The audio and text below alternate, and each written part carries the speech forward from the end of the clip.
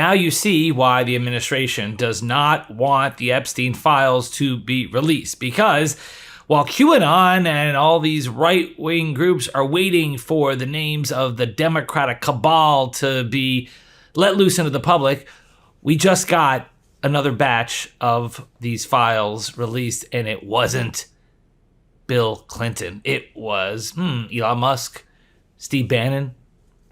Let's discuss. I'm Dave Aronberg, former state attorney for Palm Beach County, a.k.a. the Florida LawMan, here on Legal AF, where we meet at the intersection of law and politics. If you haven't done so already, hit that subscribe button. Appreciate all your support. And let's talk about Epstein. The reason why the right wing, Marjorie Taylor Greene and others, are still so hopped up about this is because they believe that this is a secret group of Democrats who took residents on Epstein Island who were out there committing child sex trafficking. Of course, that was a outright lie. That was a radical conspiracy theory, and the truth is much harder to take for these folks. And the truth just came out again in a recent disclosure of the files. Now, it's not all the files, obviously. The files are not going to be released, in my mind, until, at the very least, until Trump's out of office. And that's because, as BBC News through Yahoo News has just reported, billionaire Elon Musk and Prince Andrew are named in new files released by congressional Democrats that relate to the late convicted sex offender Jeffrey Epstein.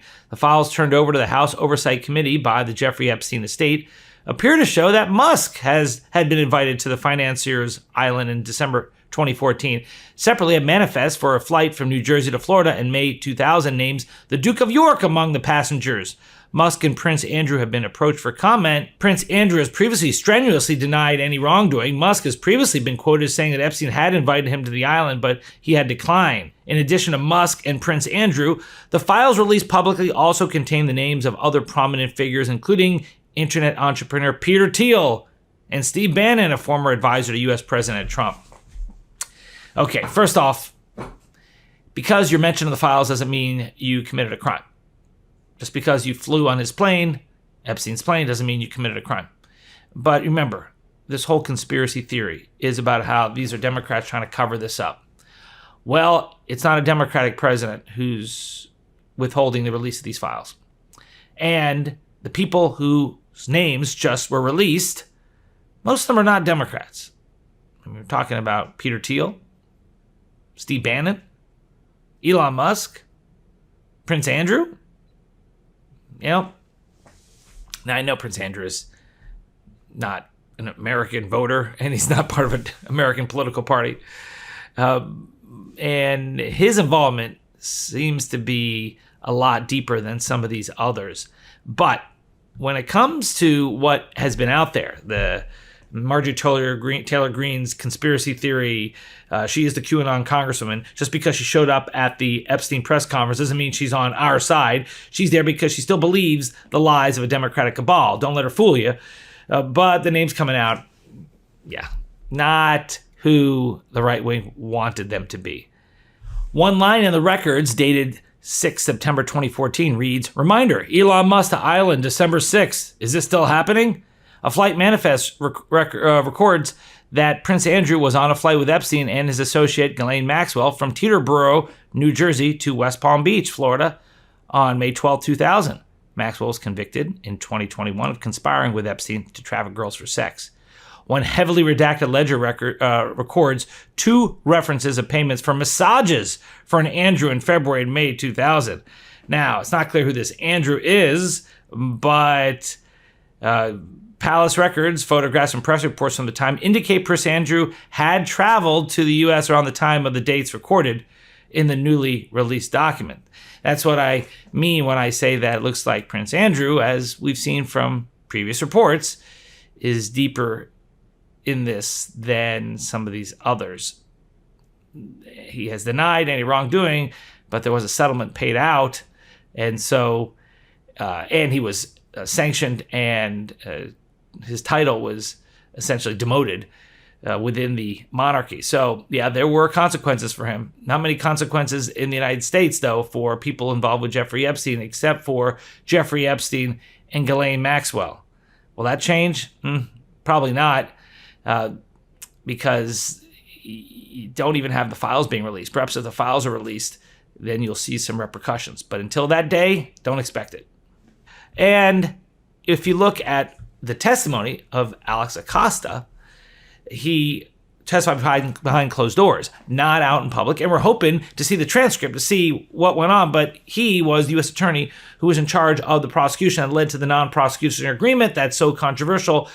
But the Democratic members who were there for the interview said he didn't give up anything. So we still are kept in the dark. And one thing that could help with transparency would be the release of the Epstein files. But it's not being released. And this is giving MAGA fits because they have trouble explaining why they were promised these files. And now, once their guy's in office, the files are kept under wraps, and supposedly there's nothing to see here. Even the heads of the FBI who are promoting some of the conspiracy theories, Kash Patel and Dan Bongino, are saying nothing to see here anymore. So it reeks of politics, and it's really bad for President Trump and the MAGA movement. And perhaps that's one of the reasons now you see the prosecution of James Comey and others, because that could help take the eye off the Epstein matter. Yes, if you can talk about the controversy of going after your political enemies, that does distract from the Epstein matter. Not that we shouldn't pay attention to it, because it's really important to discuss the rule of law and prosecutors' responsibilities. And I'll have a video on the Comey indictment pretty soon. But let us not forget the Epstein thing is not going away. You have survivors out there who are refusing to go away. They are not a hoax, and they are speaking up and speaking out. And so this thing continues, and you now see the drip, drip, drip from the Democratic members of this House committee who are releasing these documents, because the documents came from a subpoena to the Epstein estate. And the Epstein estate released this trove of documents, what they had, which included President Trump's birthday message to Jeffrey Epstein. Oops, yeah, remember that one? That one supposedly was a fraud. It was a hoax, but it's in the file. So the only way it's a falsehood would be if someone forged President Trump's signature years ago for Epstein's 50th birthday, many years ago, and as a joke, I guess, as to pretend that they were Donald Trump. I don't know where that goes. But I can tell you where the lawsuit goes against the Wall Street Journal. It goes into the wastebasket, because that defamation action is essentially DOA.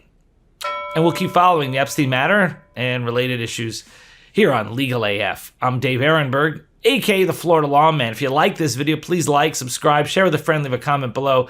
Thank you for all your support. Hit that subscribe button, and I'll see you next time. Can't get your fill of Legal AF? Me neither. That's why we formed the Legal AF substack. Every time we mention something in a hot take, whether it's a court filing or a oral argument, come over to the substack. You'll find the court filing and the oral argument there, including a daily roundup that I do called, wait for it, Morning AF. What else? All the other contributors from Legal AF are there as well. We got some new reporting. We got interviews. We got ad-free versions of the podcast and hot takes. Where? Legal AF on Substack. Come over now to free subscribe.